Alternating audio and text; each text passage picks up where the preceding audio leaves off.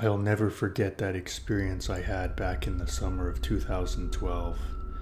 My boss had told me about this incredible hunting spot located somewhere upstate New York.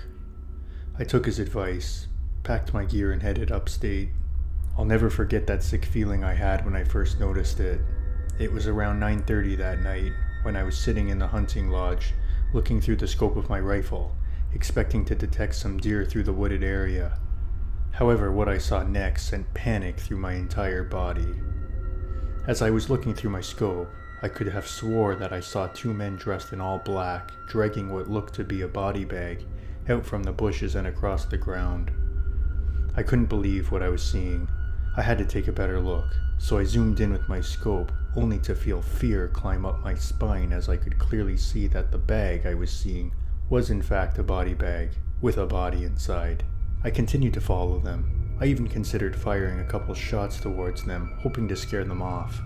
However, I wasn't sure if anyone else was with them, and I didn't want to let them know that I was close by. I decided to stop watching them and stayed low in the lodge, just praying for them to go away.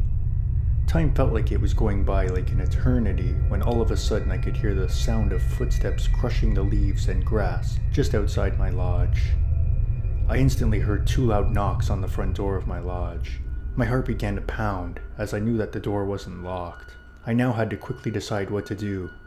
I instinctively grabbed my rifle and decided whether to shoot them or run. It was too late. The two men had opened the front door and noticed me. As a result, I shot the one guy and ran out the back door. I didn't even look back to see whether or not the second guy was chasing me.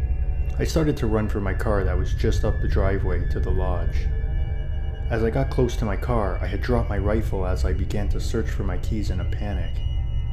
As I went to unlock my car, my shaky hands dropped the keys.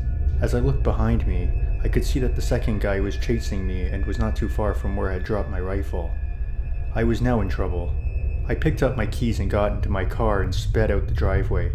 I didn't even look back until I got into town. When I got into town, I immediately contacted the police. I told the police about the two men and the body I saw them dragging near the lodge. The police took a visit to the location and found the man I had shot and injured as well as the other body. They never found the second guy. As it turns out, the body had belonged to Miss Hines, a woman who had gone missing from a nearby town. I never went back to that particular location again.